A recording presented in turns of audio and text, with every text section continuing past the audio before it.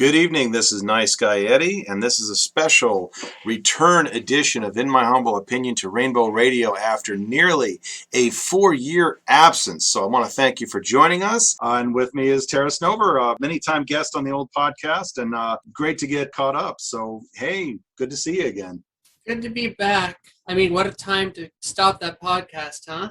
Now we have to do the equivalent of a clip show about what's been going on. It's kind of like I want to start by just saying, so the last 4 years, wow, what the fuck was that? It was a thing that happened that we all lived through. We made it. We made it. Most of us did. That's the bad part. Most of us did, but there's a lot that didn't. It ramped up, though. It ramped up fast and steep. I thought it would level out at some point. It just kept getting exponentially worse to the point where in the last year, 400,000 people died. Well, I won't say that it didn't have to because, I mean, okay, fair is fair. Some people would have. I mean, but that's I mean, inevitable. Like, yeah. I mean, what the fuck? But we're bearing the lead. Or that's the opposite, bearing the lead. We're going straight in for the lead. Right. Well, I mean, I guess, and it's weird because I say almost to the month because I think it was March or April of 2017 was the last time that IMHO aired on Rainbow. And you would think a few months into a presidential administration like Trump's, if you've got a podcast, you're doing liberal politics and stuff like, oh my God, there's so much to talk about. And that was kind of the problem as I thought about, do I want to keep doing it? Do I want to get back into it? Was like every day, not every week, not every month, every day. Every hour. 20 new things, new outrages, new absurdities. There was so much to talk about. On any given day, I honestly didn't know where to start. Are we going to talk about the kids in cages? Are we going to talk about the Muslim ban? Are we going to talk about this, that, the other thing? Are we going to talk about the stupid thing he said on Twitter? Are we going to talk about the fact that Steve Bannon had a White House job for fuck's sake? Are we going to talk about all the only time he had anybody remotely competent, they quit, in disgust and left. It was just like every day, more stuff. Like I think of the Bush administration, okay? And I think of basically three things that I took away from it. The Iraq war, which at the time was being cheerled by the media, so I feel like that was something that people like us had a responsibility to talk about and give the other side. The response to Hurricane Katrina, which was kind of like when the shimmer came off of Bush and you could finally criticize him without being called a traitor again. And then, of course, the 2008 financial collapse. But that was it. Those were like the highlights. What the hell were the highlights of the last 4 years? You kind of just gotta look and go. What was it like? And I asked this as cishet, white, male, middle class, educated, able-bodied, etc. And it would have been the easiest thing in the world for me to just fall in with the cult. None of this was aimed at me personally. What is the last? In the LGBTQ culture has been interesting. Right. And I mean, take the transgender military ban specifically. I mean, they went out of their way to target not just the LGBT group, but a specific aspect of that. Okay, so that one is I don't see it as much as that was an attack on the LGBT community because, frankly, yes, it was specifically put against trans people, but at this point, transgender people are the only quotation marks acceptable target for the right to hit, or for those right-wing zealots to really hit. Yeah. So, like, if you look at it, gay marriage, for the most part, is accepted across the board now. Right. Like, that's not going anywhere. It's not going anywhere. People are just like, oh, whatever. Yeah. Gay, like, gays and lesbians have just, they've been, again, a thing for freaking ever. They've been out in public, right, public eye, and things like that. So the only real target left is transgender people, so that is their attack strategy for the entire community. Right. So it's an attack on the community, but focused on, as you put it, the last acceptable target. Acceptable, of course. We're using big quotes there, guys. Big old quotation. Don't come at us with the hate on that. But I think people understand the idea of an acceptable target in terms of you can be a bigot, but still there will be a large portion of the population that won't see it that way, that will see it as a legitimate debate. Whereas, at this point, there's no legitimate debate to be had about gay marriage at this point. Yeah, if you go out and they're like, the Westboro Baptist Church used to get press, and now what the hell are they doing? Like, it's a thing. People go out, gays shouldn't be married. And everyone's like, right. And I think that maybe the trans community needs whatever the WBC equivalent is, something of that nature, because I swear, I still say to this day that nobody did more to advance the cause of gay rights than Fred Phelps. May he rest in peace or burn in hell or wherever you put him, because he made it so comical. Yeah, exactly. And that's the huge deal. Or offensive, I guess, not comical. There was nothing funny about his bullshit. No, nothing. Well, no, it was comical in a really macabre kind of way. Yeah, it was bigotry made cartoonish. Exactly. We needed. He was the mustache twirling, put the lady on the railroad tracks, evil villain. Right. And Trump isn't even big enough to be that, really. I mean, I guess some people think, on the one hand, I have a hard time, still to this day, I have a hard time taking him seriously enough in that role. He should have been, but somehow he became president of the United States. And going back to 4 years ago, I don't think I made any predictions at the time that didn't understate what actually ended up happening. Like, I feel like this is a big time I told you so, except it was so much worse. I know, I was scarily on the mark, but I'm a pessimist to no extreme. Right. I came out, like, I ran, in the interim, I ran for Congress. That's right. That's a thing I did. I didn't win, obviously. You hired a real idiot to write the copy for your website, we should add. That was a huge mistake, but that's right. And how was that? I mean, that was very early on, too. That was the first midterm, right? Yeah, that was the first. Yeah, that was 2018 midterms. So it was still early on. It was still mostly Twitter, and I mean, administration was still kind of finding its footing a little bit. There was, like I say, still a daily outrage, but it wasn't a 400,000 dead in a pandemic catastrophe yet. That was yet to come. But I mean, how did you find that whole experience? Because we never really, even after it ended, we never really touched base on. We never had a postmortem. Yeah. No. So what's the postmortem on that? That was pretty cool, actually, to have done that. Well, what I think what it was is, I know this is going to sound batshit crazy, but Trump almost helped as far as getting new liberal, and actually even, not even liberal, just extremely left-wing people into the mix. Right. And I was one of those people. If you ask me, I'm like far left. Right. Right. And there was plenty of other people getting out there too, and I saw that across the board. And I was I don't want to say symptom of that, but I'm trying to think of a good terminology. A result of that. Yeah, exactly. Yeah. And a lot of other people got out there too and did the exact same thing. So the whole experience was great because actually the field I was playing in was huge. Right, and that was in California, 10th District. California does a jungle primary, which basically means everybody runs top two, regardless of party affiliation, then go to a runoff. Yeah, so, exactly. In your case, it was you running as an independent. There were, I don't know, like 8 Democrats, I think, at the beginning, and then the one Republican. Yeah, the one incumbent. And so everyone knew the Republican was going to get it, so it was like essentially you're competing for the spot. And the idea being, I think we were kind of banking on some of those Democrats staying in the race longer and potentially splitting the vote, and then an independent potentially can win in that scenario by sort of like all the establishment Democratic vote gets split between 8 different people. But it seemed like there were 1 or 2 small-time establishment candidates that kind of broke out early, and the Democratic field winnowed fairly quickly, as I recall. Yeah, it narrowed, and I held in longer than most, but mainly because I just didn't bow out until I really had to. Right. Like at that point, it was like, because the top 2 who get in, what's it matter if the vote is split? Yeah, that so if you can split it at like a couple different ways, and then there's a chance. But yeah. But yeah, no, it was the best. It was an interesting experience, especially that district. Like I said, I'm just happy that Dunham was gone. Right.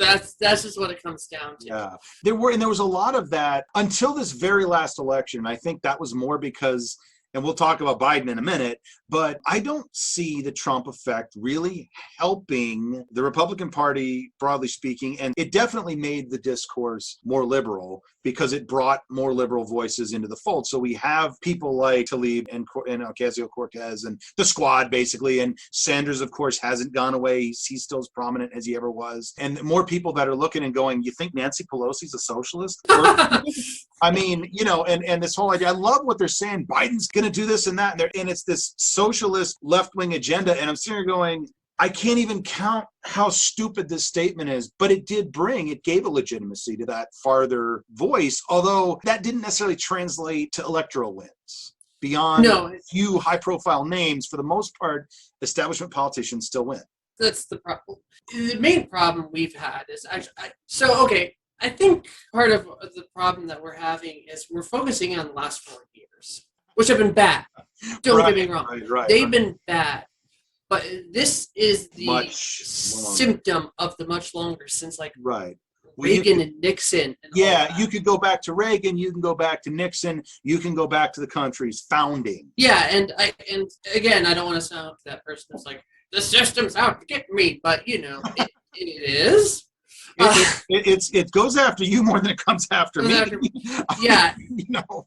But it's Trump is the symptom that the last like 30 50 years at this point has been creating. Like one of the big things for me, for instance, was when healthcare back in the day became privatized. That was like a huge step in towards what we have here. Citizens United was a train wreck of a decision that has created what we're seeing today. And, it's been little dominoes leading up to the bigger one. And Trump has just been the biggest final domino to fall. And I think the only where he might have broken something. And I mean, I have heard this is the death of the Republican Party before. I've seen the Washington Post, the New York Times print that headline. I think they printed it first during Watergate. No, the Republican Party is not going anywhere. But following the last 4 years and following this administration, he brought people into the mix that had never voted, right-wing people, conservative people, bigots, etc., who had never voted before, but who heard this guy and in his perverse majesty saw something that connected with them. He's talking to me. He's speaking my language. And that's the Trump cult. And these were not people that were politically engaged. And this was new voters coming in to vote Republican. But for everyone that he brought in, he lost 1.1 votes in the middle to the Democrats. Some he still had, some left. And I think when Clinton ran, fake news was not really that well understood yet. There's a lot of clickbaity bullshit going around that people believed and still believe. We didn't understand what Trump really was. We all had our fears. We've now seen the result. So running the second time, I think more people realized, oh shit, yeah, that was as bad as everyone thought it was going to be. Yeah, let's not do that again. But now what do you do if you're the Republicans? What do you do for the next 2 years? What do you do 4 years from now? Because if you just pick a Mitt Romney, another guy who looks good in a suit and says the right words to the establishment Republican, for example, you lose the Trump cult completely. And the more you try to embrace that, if they run on QAnon and bullshit like that 4 years from now, they're going to lose the middle again. And I don't see how they repeat 2016. Well, they're not going to get a repeat of 2016. Well, how do you figure? Well, here's the thing. You're right. And everything you said there was 100% right. But you got to remember, as a country, we're as far as like our political spectrum is concerned, as to the rest of the world, we are so right-wing in general. Yes. Our center is most countries right. Right. And our left is most countries center. I mean, people talk about Bernie Sanders. They don't realize Bernie Sanders is not a radical. He is a centrist on the global scale. Exactly. So if Republicans pull actually more from the center, quote unquote, or even to the left, you could revitalize it, because you could take the people you lost and maybe some people in the Democratic Party. But the MAGA cult rejects that utterly. No. Yeah, the MAGA cult rejects or can you lie to them? Can you move to the left and tell them that you're moving to the right, and they'll believe anything they hear because they're that fucking stupid? It's not even I don't think it's this, you lie to them. It's just you have at that point you can pull in people from the left and then from the left, and then who else are they going to vote for if they don't vote at all? It's a numbers game. I'm not a political theorist, Right, yeah, but yeah, it's kind of like a non-voter who's never been a voter is not like sitting out, and you can't really say, well, a vote for him or a no vote is a vote for the other guy if you've never voted in your life. Exactly. Like that's different from somebody who's a regular voter who's like, I'm going to sit this one out because I say, no, bullshit. There's somebody who's definitely better. You just don't like them.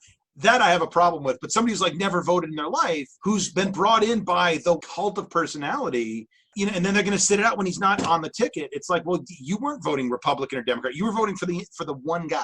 And then the other crazy thing about that whole situation is they shot themselves in the foot as far as those people go, because they're believing the conspiracy theories and all that, this and that. And they think the election is rigged now. Right. Well, and that's what they saw in Georgia. And what I love, too, now, the other thing is we won Georgia because enough of them were disgusted enough to not vote. So thank you for that. Right-wingers, you need to boycott as many elections as you want. I've got no problem. You guys stay at home. I love it. But here's and so, yes, they're like the death of the Republican Party. It's not dead yet. No. But there is something that's murdering it slowly. Yeah. The death of the Republican Party is happening. We're inching ever closer to getting rid of the Electoral College. Colorado, this last election. Very slow, yeah. But yeah, Colorado, this last election signed on to the, I don't remember the exact name of the the thing, but basically you're going to give your slate of electors to the national popular vote winner. Exactly. And once you hit that 270, the 270 vote, Right. and we're getting pretty close now. I think we're up to like 200. Yeah. At this point. And I mean, getting those extra 70 is going to be hard, but with as many places that we're not expecting going blue, you're going to start seeing those things popping up more and more. Right. Well, the one thing, if we could manage to turn Texas blue one time, you would see a huge right-wing push for that national popular vote, so they could reclaim the 19 million odd votes out in California that don't count. Because, if you don't win California by 90%, 40% of California is a huge freaking block. Yeah, and that's the thing. So, but once that happens, that's why they've been fighting it tooth and nail, is because that's when the Republican Party, as we know it now, dies. Right. That is the final nail in the coffin. It's not Trump and his, all this like craziness that's been going on. It's not. But how disappointing would the Democrats have to be? And they're pretty disappointing, but I mean, how bad would it have to be for them to be beaten by the Republicans on the left? And do the Republicans learn? I mean, have they ever learned? Has there even been a lesson to learn? Because it seems like their autopsy, inevitably, they double down on their base every time, and it's worked often enough for them, to their credit. Well, it's worked because they've rigged the system. Right. I mean, the Senate, you've got 2 representatives for the 500,000 people of Wyoming and 2 representatives for the 40 million people in California. Oh, yeah, exactly. I mean, if we wanted to. And the House isn't much better. The House isn't much better. I mean, it's better, but it's not much. Well, again, though, it's kind of like if Wyoming with its 500,000 people has 1 representative, California has something like 50-something. They should actually have like 160. Oh, yeah. 100%. It's proportionate. So it's better, but it is still wildly favors places where nobody lives, which tend to be more conservative. Rural areas tend to be more conservative. And if we're talking, we talked about how the Republicans win. And I mean, now that we control most, Congress in both houses and the presidency, right? Beyond the, tourniquet situation that we're dealing with now, which is COVID and all that, if Democrats just really wanted to start fighting the quote-unquote dirty, what they should really start pushing is actual new statehood for our territories. And there is talk of D.C., Mm-hmm. There's a real chance that could happen, and there's a real chance for Puerto Rico. Although I would actually offer up, as you say, the territories, all 4 territories and DC. And one of the things about that is, while DC and Puerto Rico would no doubt be Democratic locks, Guam, I used to live there. It's a fairly conservative area. It would probably be a very likely Republican vote. The people there are very religious, very Catholic, very pro-life. It would be an easy place for the Republicans to do well, and that could offset Puerto Rico. But net, it would be a game for the Democrats, but it would be a game for small d democracy. I mean, taxation without representation. These idiots that are taking paid time off. Let's move to the Capitol a bit here now. I think it's a good segue. Okay, yeah. We're getting in. These idiots that are living under tyranny, but somehow they're getting paid time off to take private planes to go raid the Capitol building because they're being oppressed. It would be funny if it wasn't so terrifying. And it was, what I was not worried about the Capitol. And I was proven right in that they achieved exactly what they set out to do. They took the Capitol. They were literally, these people were occupying the floor of the Senate and the House of Representatives. And they had no idea what to do with that. Like, there's no plan. It was just like, let's take the Capitol. Okay. And they did that, which I would have thought was impossible. But then, and there's going to be investigations as to why the security was sabotaged. Honestly, yes, Trump incited, and Trump honestly aided and abetted, because the refusal to send in the National Guard or whatever, all that. But I mean, they took the Capitol. They literally captured it. Yeah. But it's like, but so what? It's a building. Great. You filled the building up. You broke some windows. You urinated in the hallways. And you think you're going to take over a country that way? Good luck. The thing that would have been bad, and this was, and thank the gods that none of our representatives were actually found. Right. Because that's the truly terrifying bit. Yeah, because they wouldn't have killed the ones that I would have liked to have been found. I wouldn't have cried if they found Ted Cruz, but they weren't going to do anything to Ted Cruz. Yeah, no. No, joking aside, yes, that was something. So they occupied a building, yeah, and they stole some documents and laptops and sat in desks and stuff like that, which is very bad. But yeah, you are right. It was. If you take classified material out of the Capitol, I mean, I'm sorry, but I feel like there's a sedition charge there. There's an espionage charge there. There's national security concerns at stake. I think these people, this is going to go on for a while. Oh, this is going to be a whole thing. No. Yeah. Yeah. We have not even come close to the end of this. So yes, yeah, you were right. It was comedic in the way that they showed up and were like, "How what?" Right. It's like, I mean, they had a plan. I guess they didn't get caught because their plan was, and this is not overstating it, they were going to grab the representatives, take them outside, hold a Legion of Doom style mock trial, and hang them. And they had built gallows outside, which I'm like, yeah, that speaks to intent. And it's like, oh, you want to be taken seriously. That's actually the last thing you want. We'll take you seriously. And there's going to be a lot of people going to jail. I did learn something because somebody was saying, like, they said, well, God, can you imagine if a bunch of Democrats and leftists and socialists did that and we went and built nooses? And I pointed out something. We don't build nooses. We do guillotines. The left does guillotines, the right. It's that we have our own methods of execution. That's how you know it wasn't Antifa, because if it was a bunch of Antifa people that showed up, there would be a guillotine, not a noose, not a gallows. We execute people in entirely different ways. We murder fantasy very differently. Which is surprisingly funny that you were exactly right. I mean, it's easy to laugh about now because it's over. I mean, so it's over, yeah. And I wasn't laughing at the time. I was looking on in perverse fascination, I guess, because I really didn't think they were going to take where I got nervous. The thing that scared me was during the riots in Portland, in Seattle, there were protests going on here in Detroit, although there were never any riots. There were just marches. Nothing happened. But they were, so when they started sending out the equivalent of the brown shirts, the unmarked people from God knows what agency started showing up and nabbing people off the street at random. That scared me. I honestly thought that was the end of America right there. Good luck, everyone. It's fucking over. Because that's not even law enforcement. That was what the fuck was that? Yes, guys. It's the Gestapo. Yeah. Yeah, I mean, you can't even. That's not exaggeration. These people had no rank, no badges. They were not visibly affiliated with any federal or law enforcement agency. They were fucking randos that were just rounding people up. And I'm sorry, but I know that not everybody they rounded up was a threat because I saw a freaking video of some of this. It was on YouTube. It was that scared me. Yeah. That was where, you start wanting to go buy a gun, carry a weapon in your glove box, etc. That's where you start thinking about, like, damn, this is now. But I mean, once that had passed, and I don't know that I assume it's passed, or the media just got bored and moved on to other things, but I feel like the local people here I'd be hearing about it if they were still here in town. But that worried me. But the Capitol thing, yeah, it's just the ineptitude of it was just yeah. But no, if we're talking about things that freaked me out over the last 4 years. Absolutely.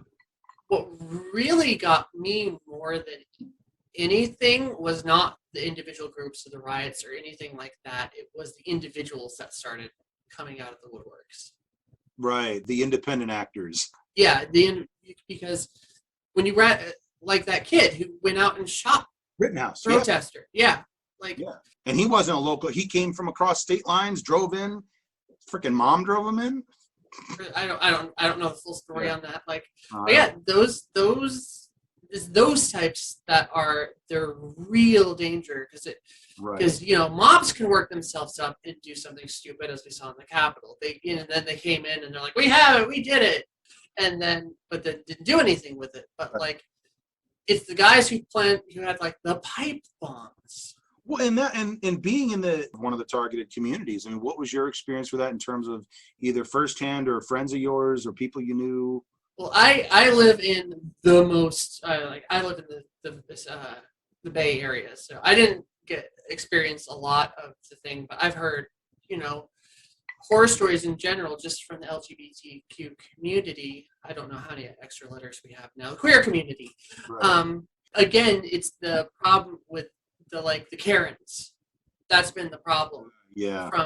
Because what really happened with that was they just felt empowered. They're like, we won. We don't have to hide anymore. Right. And then that's where the damage started to happen. So you had blacks and Latinos having the police called on them for things like walking into their own homes and driving their own cars. I would imagine there was probably no shyness about confronting transgender people in various places. Yeah, and like so again, I'm not going to try to diminish all the bad legislative things that happened and that, but because there's a complete other topics to get into the corporate end of what happened. Yeah. But Like you said, though, that's not, I almost can't even blame that on Trump. Like, Trump was the least of the corporate and the economic stuff. That's 50 years of history. Or, that's, I almost tell you what, I'll give Trump a pass for the things like corporate tax cuts and shit that Republicans would do anyway.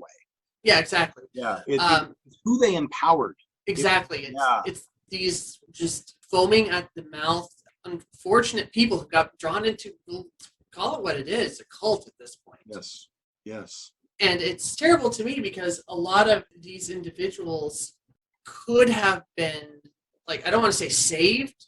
Okay. But, like, okay, I might be a little off track here, but the damage from Trump and the real fake news, which has been like, the stuff on Facebook, the Q stuff, that kind of thing, really incentivized these and brought these people together. Yeah. And once you get in this echo chamber, the crazy doesn't sound as crazy anymore. Yeah. So, like, you get in there, let's say you're, someone who lost their job and you're a right-leaning white guy who's, sees that they took our jobs guy, Right. And there's no shortage of them, and there certainly are suffering. And they, for the reasons they think. And they go on to, and they're on Facebook because, they have all the time now, and they're looking for, and they see a funny post about like that they think is funny, and they go to that Facebook page, and then that Facebook page leads them to like-minded people where they start riffing off each other, and then the real nasty bit is then they're in this echo chamber. They start, well, I trust so and so because he believes in the same things I do.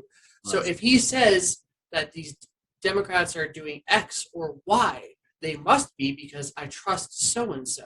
Yeah. My Facebook page is very insulated, so I just block the right. I don't even deal with them anymore. But like where I've noticed it, the thing that you're describing, also YouTube. Holy shit. And I see these guys. I have a friend's daughter who she's introduced me to some of like these are the channels kids are listening to these days. So she'll show me some stuff, and it's like funny stuff. It's pranks, or it's a guy playing a video game, or it's movie reviews, and it's your typical YouTube fare, and it's funny. And these guys have some nominal amount of talent, and they put some effort into it. They're not PewDiePie, but I mean they do a good show, and they have a charisma. And they connect with people. And then as I'm flipping through the video list, eventually I come to a how feminism and women are ruining everything version. Exactly. You go in, and the thing is, this teenage girl, and it's not new. Teenage girls have been saying they hate feminism as a way to get teenage boys for like forever. That's nothing new. But now I'm seeing her get sucked into this and having an idea about what it means to be liberal, what it means to be feminist, etc. And they're getting this from, as you pointed out, here's this guy, and I've seen all these funny videos, and he's made me laugh, and he talks about, he likes some of the same movies I like, and he hates some of the movies I hate, and I've been watching them, and then suddenly now we're going to be hit with this video about how feminism is ruining everything. And I mean, again, it's completely one-sided. It's a lot of just out-and-out lies and straw men and bullshit. But as you say, we've already gotten some stuff we believe. We've established that rapport. You've made that connection, and now I'm going to sneak in the other side of the agenda. And then these people who are really good at doing the recruiting and the grooming and that kind of thing, but they've trained for this. They know how to get people in. Even if you get the innocuous person who's just doing this as a laugh, the algorithm will say, oh, you like this guy. Well, this other guy also has a video that bashes feminism. So it's like you get these perverse interconnections from these AI algorithms, whether it be Facebook, YouTube, whatever, social media. And you get steered into these echo chambers. And it's a very effective business model for the companies. And we, as humans, that's the thing. We're programmed to want to thrive and find these echo chambers. Like, I know my community that I've created for myself is an echo chamber. Right. And I accept that, and I know that. Yeah. But the thing is I don't remember the scientific study, but it was when a worldview that you have is challenged Right. or attacked, the same part of your brain goes off as the pain centers. Right. Well, that makes sense because I can't get 5 seconds into a Dennis Prager video without feeling physical pain. So Exactly. And so therefore, and you said it earlier, you have cut the right-wing people out of your zone to avoid those headaches and the pain centers and the rage. And the right is doing the exact same thing. I mean, it may, and let's recognize, I just admitted my own bias, and I'm not going to deny it. But at the same time, it's like I started my blog, and this goes back even before the podcast. I had a blog that I wrote my thoughts on. It never went anywhere, whatever. It's actually, though, how we first met was that you gave me sort of an email interview back during the Mont Girl days. And I started out full of idealism, and I'm going to take all comers, and I'm never going to block anybody. And if somebody comes at me with some bullshit, I'm going to go after them with, what has Ben Shapiro put it, facts and logic or whatever. Like he would know facts and logic if it bit him in the ass. But, that's how I started out. And then you start recognizing certain patterns. You start recognizing that you're not even trying to win. You're just trying to annoy me. You're not trying to win. You're just trying to derail the conversation. You're more concerned with whether or not I'm a hypocrite than the fucking issue we're talking about. Like, it's really just bad arguing tactics. Kind of hard to win an argument, but it's very easy to just frustrate the hell out of the other person to where they say, fuck it, it ain't worth it anymore. Yeah. And 16 years later, or whatever it's been, if 12 years later, I guess that was early part of the Obama administration, it's not even worth it because, I've yet to really find a conservative who's interested in having a real debate. What I find, which is much easier to find, is trolls, right-wing trolls who just want to sling bullshit. And I mean, I'll do that. That's fine. Although Facebook is now policing me in the last 6 months, I think I've had about 14 days of access in my Facebook account. So I need to make some sock accounts or something. But I get like the last time I came off a 30-day ban and I got into another 30-day ban within an hour. So in the last 60 days, I have had less than 1 hour of Facebook access. So they're policing. I can't do the mudslinging anymore. They're watching me too. Yeah. And, they're going to bait me just enough. They're not going to say the magic words, but they're going to get me to say the magic words. And then boom, it's like, okay, but they're going to whine about how Facebook is biased against conservatives or whatever. It's like, oh my God, just like the liberal media, I guess. Yeah. Reality. And I wasn't trying to, first off, I wasn't trying to call you out. What I was trying to do is I was trying to show that it is human nature. Yeah, no, totally. It is human nature, and there's certainly no question that we do it and that our brains react the same way. But I guess I feel like, and this kind of goes into the next thing.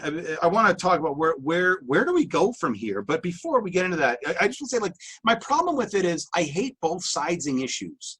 Not many issues really have a both sides. Most issues, it's one side is making a reasonable argument, the other side is slinging monkey shit. And it's like, that's not both sides. The reality is not halfway between these two. No, and I agree, 100%.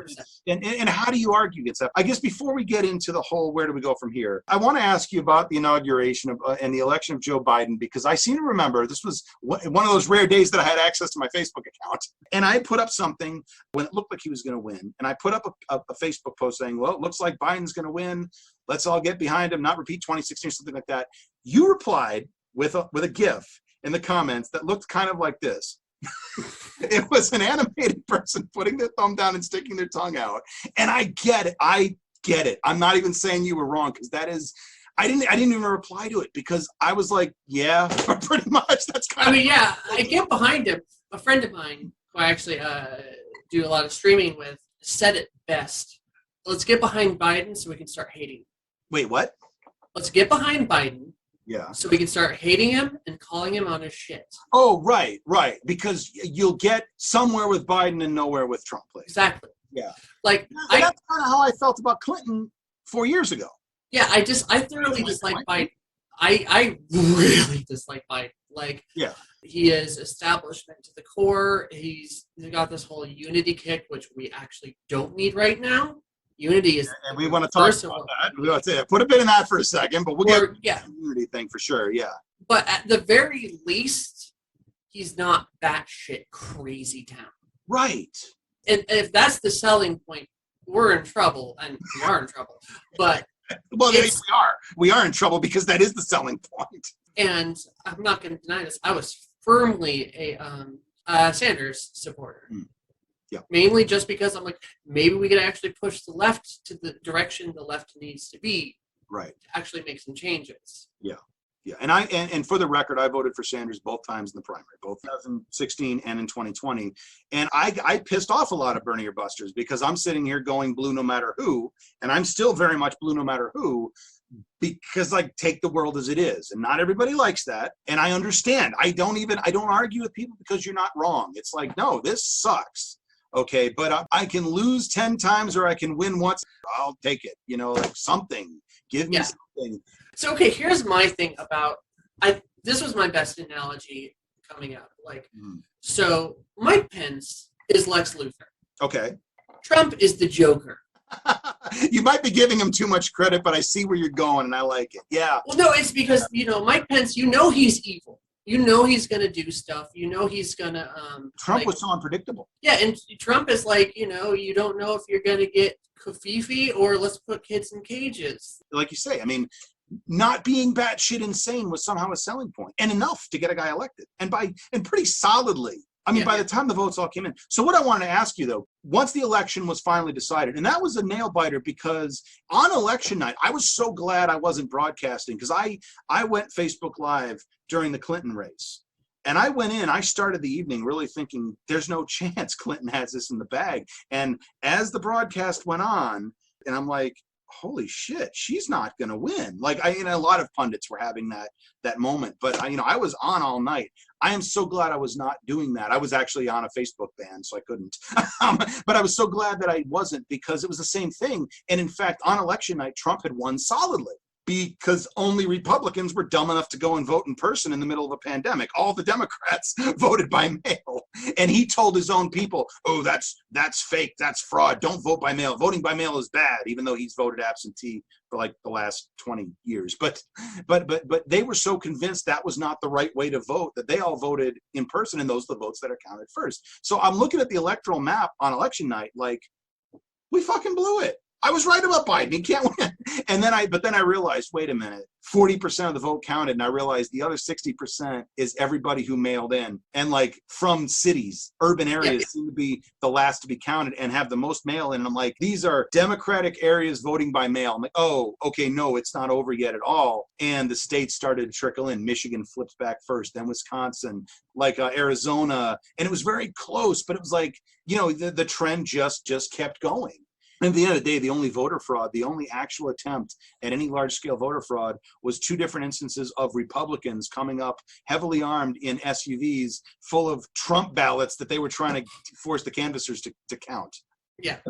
But all right, after all the craziness, after it was settled and after it was clear, about a week after election night, when it's clear Biden was going, between that point and between the inauguration, what's going through your head? I mean, what are you thinking? Are you feeling like we made it? Is it a sigh of relief? Is it immediately roll up the sleeves and now we got work to do? Or is there, what's going through your head after 4 years of this? And then it's like, oh, fuck, it's over. The nightmare is the nightmare over? No. For you? Where are you in all of that?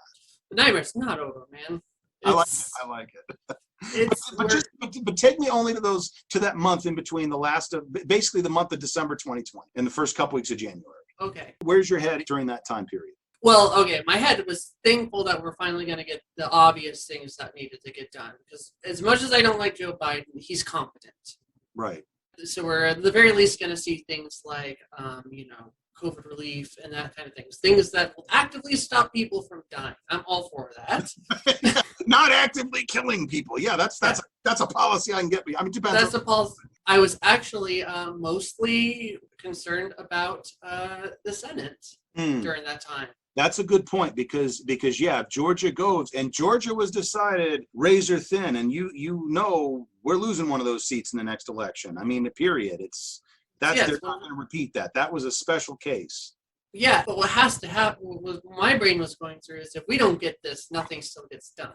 McConnell is going to do his... did for 8 years under Obama. Yeah, and nothing is going to get done.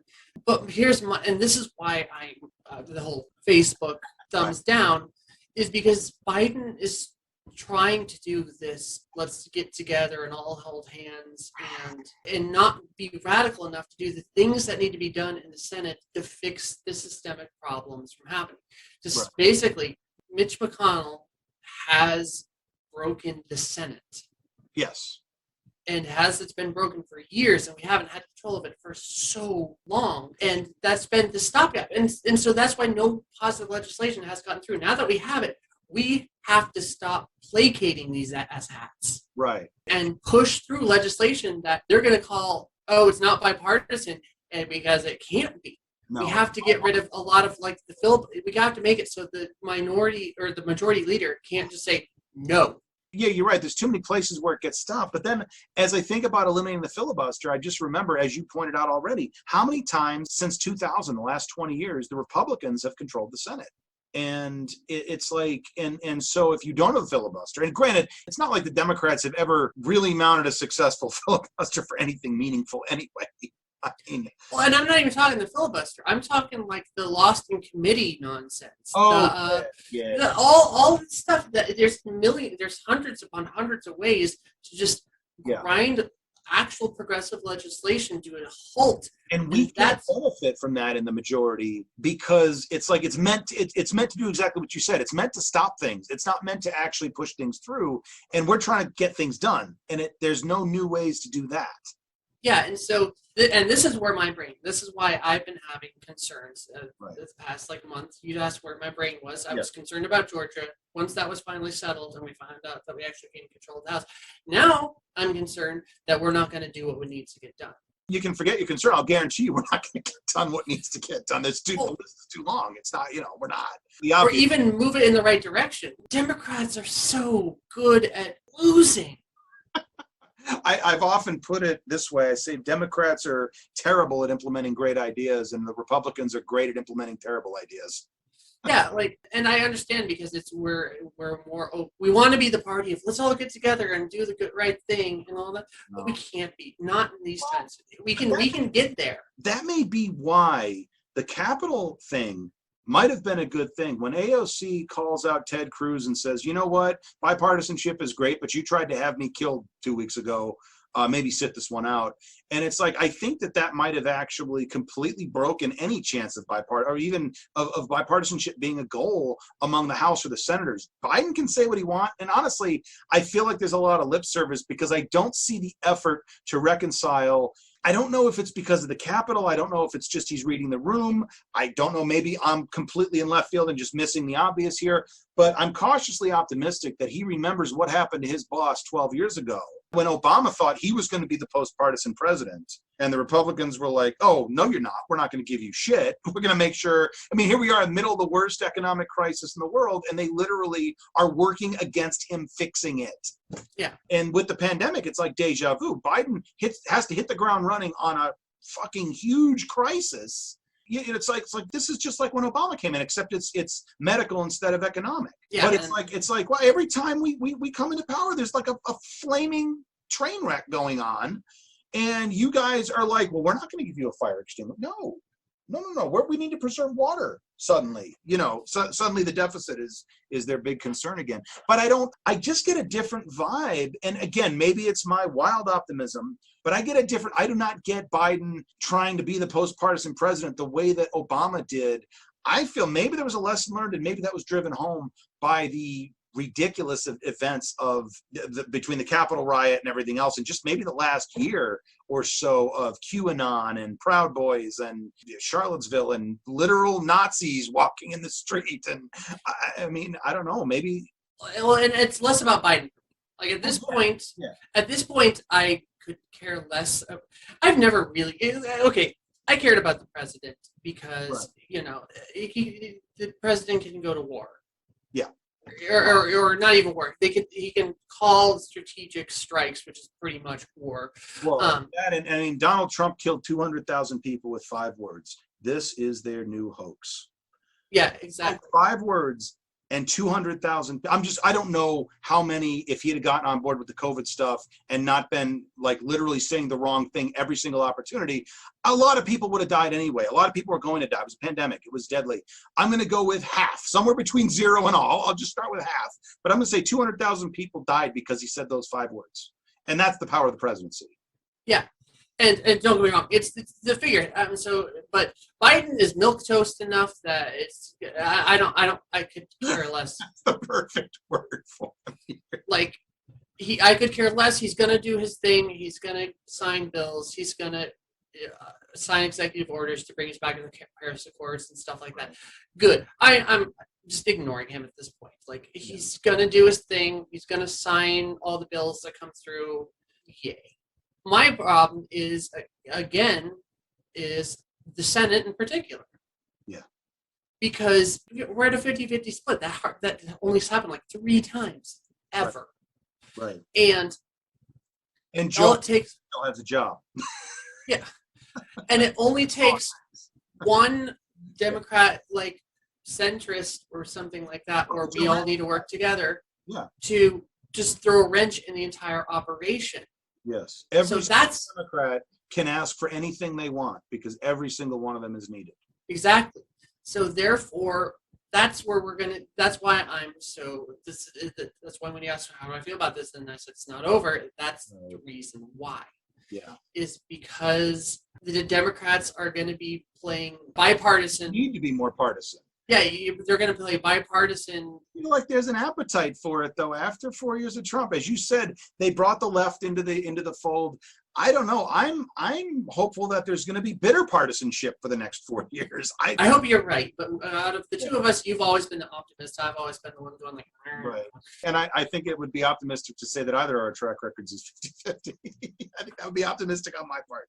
But I do think there's less of an appetite or less of a desire to be bipartisan because if nothing else, the Republicans are being told by their own base don't work with the Democrats. So it's like, they literally can't be them. They would be punished for being bipartisan. Well, then we're done with them. We govern without them. And I've heard more than a few people in the legislature, but also in the administration say, we'll govern without them. We don't need them. We'll do every dirty trick in the book and we'll govern without them. And I hope that ends up being the case. And I really do. I hope you're right again, but that's where my brain's at. You mentioned the cultic aspects of this, and it really is a cult. Come on, you read the tenets of QAnon, which is basically just Nazism and Pizzagate rebranded and blown up on steroids. It's so insane. It's just and it's not like, well, don't you think human trafficking is a problem? Yeah, but you guys aren't doing shit about it. You're actually making everything worse. But if you believe that, you have to be a cult. So how do you deprogram half a country, 40% of a country? My main thing is we got to just show QAnon is a marketing ploy. I'm sorry, I've never said this to you, but QAnon for me, I'm pretty damn sure it has been just a marketing thing. I feel like it started out as a prank. Like it started out as some guy trolling on 4chan, and it has just grown so many arms and legs and mutated. And now it's just the Tea Party for the for the 20s. They're making so much money off the merch and stuff like that. That's what I think it is. I think it's a merch scheme. Yeah. Gone way awry. Right. That's an interesting point. I never even thought about that. And the thing is, you can't, just like Antifa, it's not an organization. You don't know who Q is for sure. There is no Q. That's a made up guy. That was, again, some troll on 4chan 4 years ago started some bullshit, and he probably checked back in about 2 years later, go, oh my God, this thread has really gotten insane. But yeah, anybody can make QAnon merch. Anybody can slap a Q on something and sell it. So there you go. You and I we have to cash in on this. We have to make some Q merch that is like it actually is critical of it, but in an ironic way that they won't get, and then sell it to them for like way overpriced. I love this. This is a good opportunity here. But yeah, so how do you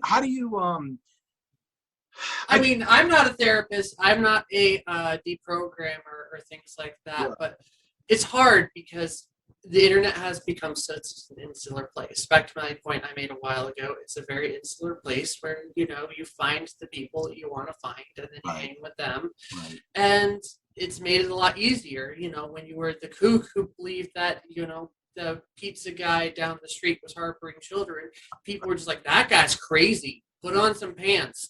And then a guy shows up with an AR-15 only to find out that the Comet Pizza restaurant doesn't actually have a basement.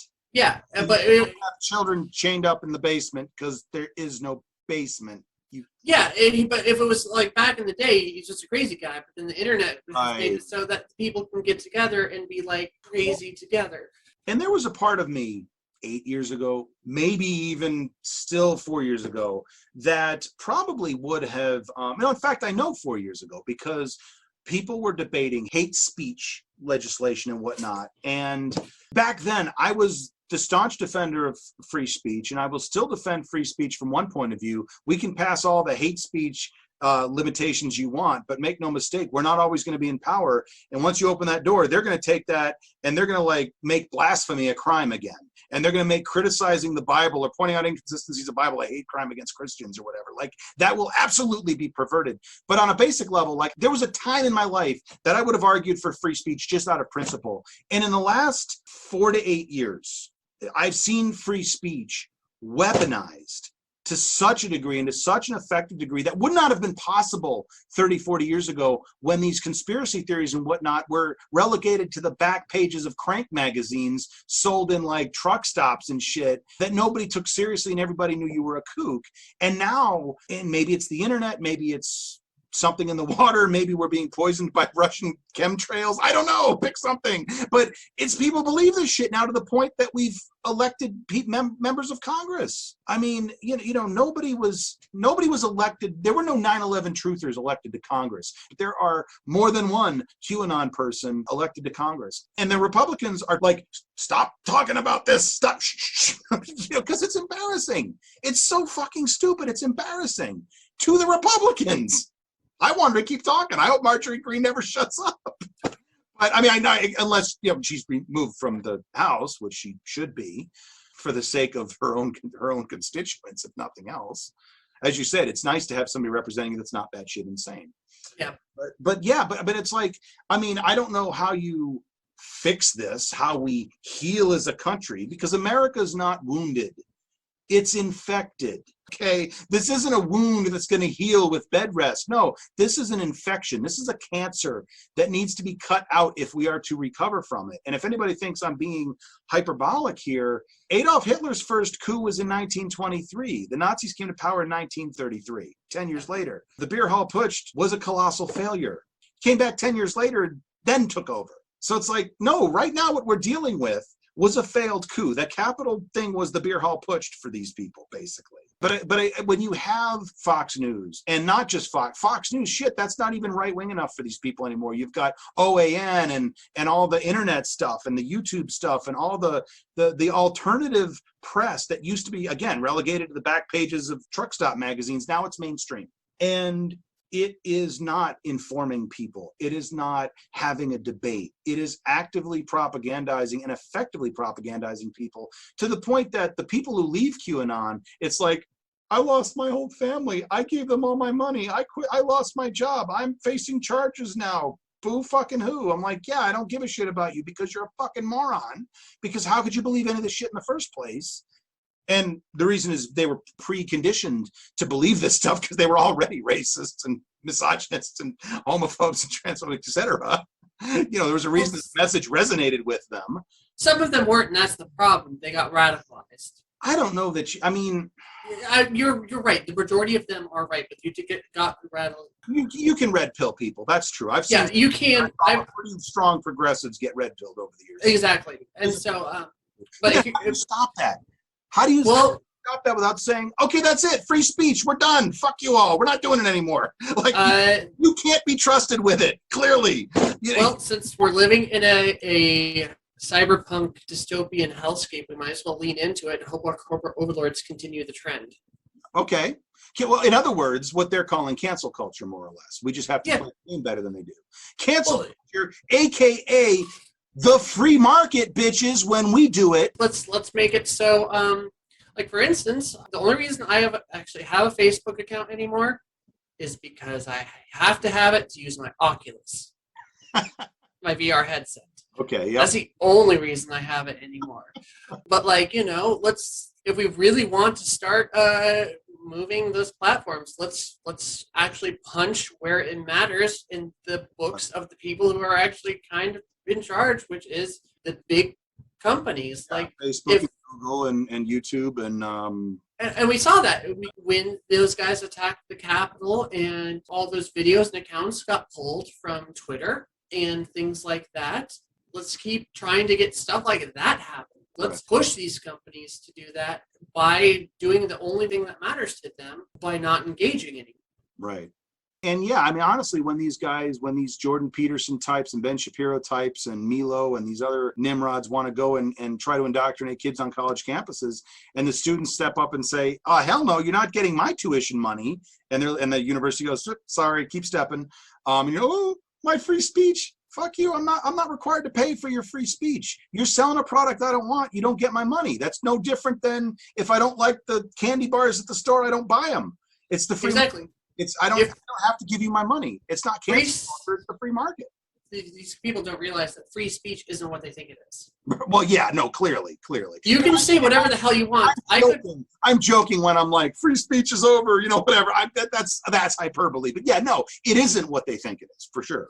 Yeah, like free speech means you can say whatever the hell you want. That doesn't mean that someone else can't shut you down for it. Right. Like if you're sitting on Twitter screaming like, there was no Holocaust, the Democrats are drinking baby's blood, blah, blah, and you get kicked off Twitter. Or you lose your job because you're an embarrassment to your company. Exactly. That isn't denial of free speech. That's literally just dealing with stupid. Yeah, exactly. I look at it, especially, and I think Facebook is making a big mistake right now. Go figure. They're constantly banning me, so clearly I don't like what they're doing. But even putting that aside, they're really trying to both sides of this thing.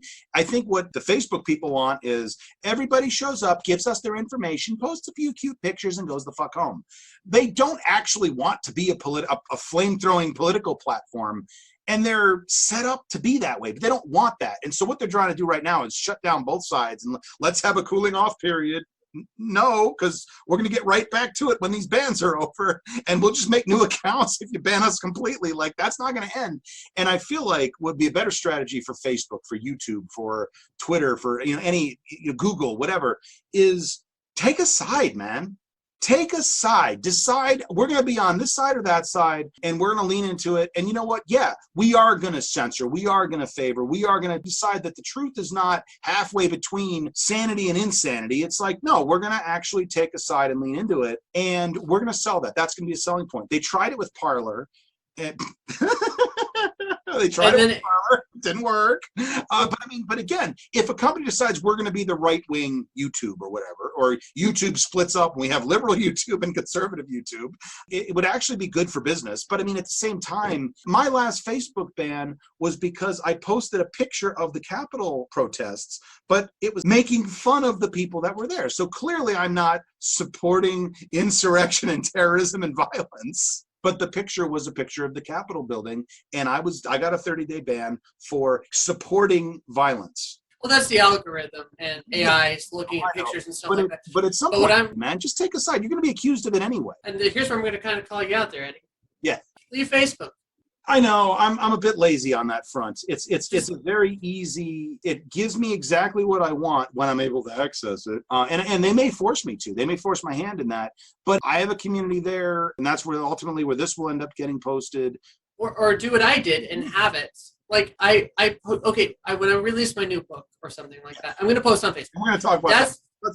Let's get on. We've beaten this to get up, but go ahead. You've beaten this to death, but I own it still. I'll post information out there, but I'm not going to engage anymore. It's a company I do not want to support because of the reasons you're saying, and they are our corporate overlords at this point. And the private stuff is just absurd with them because they totally sell our data. We know that. Oh yeah, you can request to see what data they sell to people. I've done it. It's terrifying, and that's what I was saying a few minutes ago. Was just. That's what we have to do. Is since our governments aren't doing it, let's use their favorite tool against them, the free market, to push the buttons in our direction. We've already started doing that. Yeah. Trump has been banned from Twitter. Let's keep doing this shit. So when we hear them whining about cancel culture, we need to say, yay, cancel culture, basically, and lean into that hard and use it as a hammer. Use the free market against them. Yeah. I could get behind that. I could get behind that. If Facebook keeps doing stuff like we don't want both sides, then one side needs to get up and go peace. I post My Little Pony gifs. Like it's not relevant anymore, but that's what I do. When someone says something stupid, I'll have a picture of Pony going like, ugh. So let's talk about the book because hey, you wrote a book.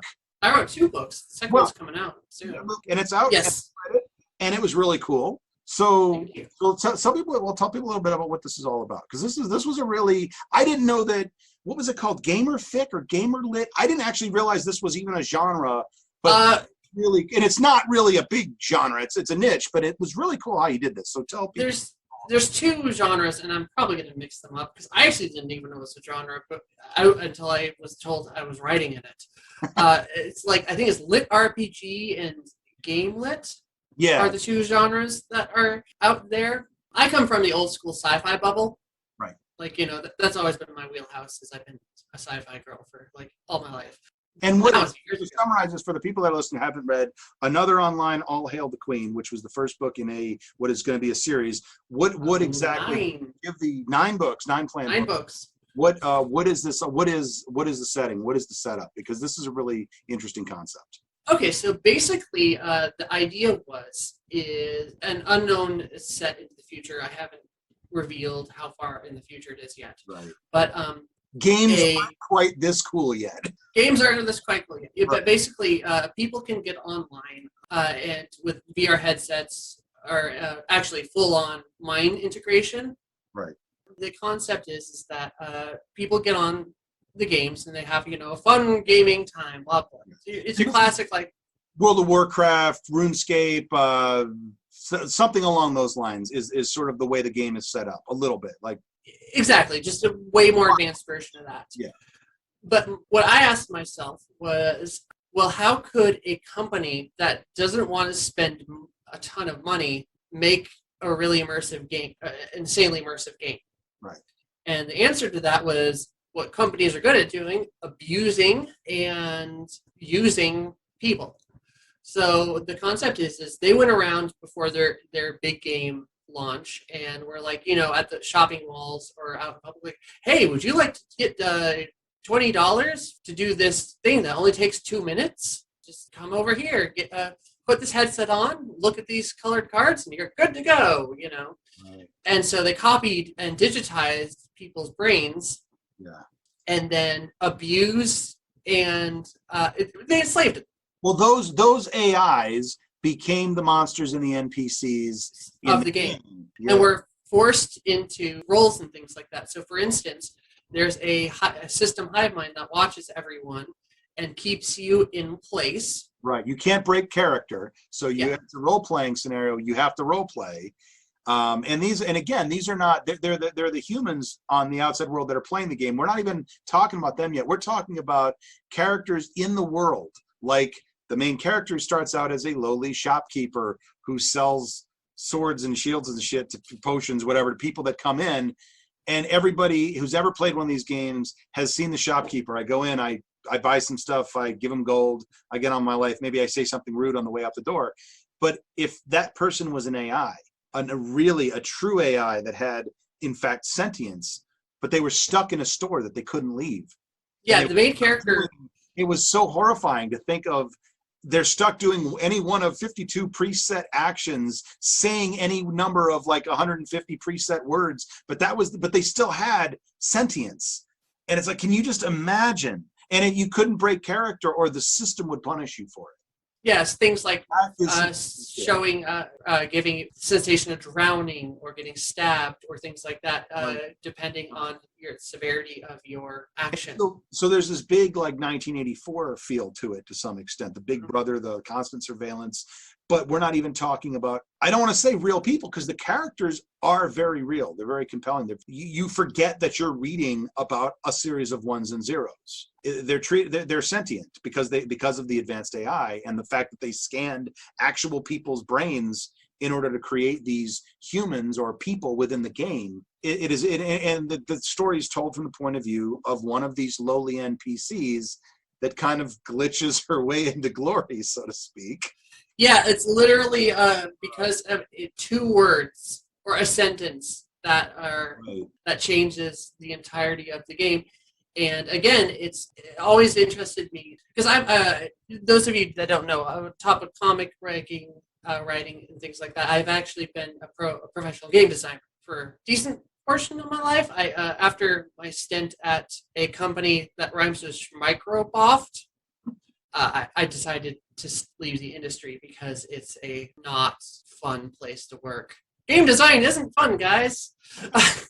Unless you're doing it just... Video game tester. I would have thought video game tester would be the greatest job in the world. It's not. It is the most tedious fucking thing you can imagine. It's the worst. But no, the culture is terrible. And so I got in. You know, I've seen behind the curtain, let's say, and seen how things are programmed, and it is held together with duct tape and string. Yeah. So my concept was, what if you had a system that's held together with duct tape and string? You know, just people making it work. Right, but that the system is because again, with the AI, the system also makes decisions and can be tricked into doing things and be manipulated in and of itself. So the story, at least through book 1, becomes a sort of cat and mouse game of how much can the character get away with changing the world around her and changing her own lot in life before the system just brings the boot down on her. And there's also the human programmers who come into like, what the hell is going on here? You were a shop. How did this all happen? You know, actually, those aren't human programmers. They're AIs too. Those are AIs too. Oh, okay. I missed that point. I thought that they're called the game masters, or I believe, and I thought those were actually people at Schmicrosoft who were fixing the bug. So those were AIs as well. Those were just the entire it says so in a chapter. You probably I must have missed that. Passing thing. But yeah, no, even the game masters, the ones who are maintaining and writing and doing all the work, are so the idea is basically that no one on the outside world is actually actively working on this game or the company at large. It's a group of like 10 people, like a board. Their hands off at this point. They just let the game program and maintain itself because they got a bunch of game programmers in there, copied their minds, and then enslaved them to make the game. Well, wait a second. Then I have a question about book 2, but we're going to save that for after because it's a bit spoilery. Yeah. But in any case, it's a great read, guys. It's available on Amazon. It's a short read. It's the first one was a bit short. It's like 70,000 words, 80,000 somewhere in there, which is on the shorter end of a novel. Yeah. So it's a good pulp read for a weekend. Really cool. I mean, there's so many. In your writing process, how much is world building and thinking about the game itself, and how much of it is the story and actually what's happening to the various characters? What is that balance? Okay, well, we talked about this in a couple of your podcasts in the past, but let's just move. Well, I mean, with this one specifically, because this is rich world, and yet there's still so much that can be filled in, which is kind of cool that you've managed to strike that. So my writing style has always been, I create a world, I create characters, and then I say go. So in this book in particular, I always write the beginning of the book, like where I wanted to start off, and then where I wanted to end. How they get from point A to point Z is unknown, because I've been an active role-playing, been playing like Dungeons and Dragons or equivalent since I was like 8 to 10. Yeah, I think like 8. Likewise. Yeah, so I've been role-playing for a very long time. And then also, my mother was an acting coach for children. So I got a lot of acting training there, and my best thing was improv. You must be a dungeon master's nightmare. I am a dungeon master's nightmare. And actually, if you want to listen to some of, I stream role-playing, actually. The Kobold's Cafe, if you ever want to check them out. Yes. They're great. But and so I just put my mind in those characters and just let them riff off each other and go the directions that they go. And this process usually requires some heavy editing after the fact, because a lot of times there's some like, do we even need this whole chapter? Like I recently just cut out like, I think it was like 8,000 words out of my book. Just like, I don't need these chapters, gone. But it's and actually the audiobook is out too now. Yep, and it's in both English and Spanish too, if I'm not mistaken. Yes, there is not the audiobook, but the actual book itself is out in Spanish. If If sales go up, guys, I'm gonna translate this into 2 other languages. I was gonna shoot for. I'm shooting for. I'm gonna sound such like a white chick right now, but the main language from India. Hindi. Hindi. Yeah, thank you. My brain was just. And then Japanese. Yeah, I was going to say it's natural for Japanese. There is heavy Japanese influences. There's an entire genre of Japanese literature and anime and stuff called isekai, which is like I got pulled into another world and deal with that scenario. And that's what's interesting is this all takes place inside the world of the game with a few sort of distant memories, almost like flashbacks of things that happen in the real world that the AIs are remembering. Because again, these were brain scans of actual people that had real memories, but these were things that the people in the books never did. So it gives it a really, definitely like some next level stuff going on with the characters and the world that was built. I want to play this game. I don't. Those poor people. Well, I wouldn't know that, except I read the book, so now I know that. And the game is not so much important as what is happening to the characters that are now shaping this world. And it is interesting when they interact with human players, and it's like, the guy's like, oh man, sweet, new content. It's like, oh, he's a real person, because he can break character. So yeah, I've been enjoying reading. If you like a good, pulpy, quick, but intensive action pulp kind of, a lot of action, a lot of great fight scenes, a lot of great action, sword fighting and air battles and dragons and medieval tactics and necromancy and zombies. And I mean, anything you could imagine. There are scenarios, there are chapters dedicated to like every little piece of the world as she travels around, and it has different experiences. Yeah, it's really well done. I can't recommend it enough, guys. You definitely want to check it out at Amazon. All Hail Quince. Also on Goodreads. There's a couple of platforms. It's sold specifically through Amazon because they are my corporate overlords apparently. But it's published directly through them and on Audible. And yeah, the next book is coming out this year. I'm shooting on May 7th because that's my birthday. Okay. Good present to give yourself there. Good present for myself. And and this is so like I said, there's going to be I'm shooting for a total of 9 books, but that's the first in the first trilogy. So it's kind of like okay, like that. I gotcha. Yeah, and it is the one thing I will say to anyone getting into it, there are a lot of characters. You got to pay attention to what's going on. But I feel like there were no loose threads. You talk about your editing process. There were no loose threads. There was no like plot thing that was set up in chapter 3 that never got paid off. Like everything either ended within the chapter or something was set up and you forget about it for a while and then it comes back around like, oh yeah, that's right. You know, and so. Oh, there are those threads.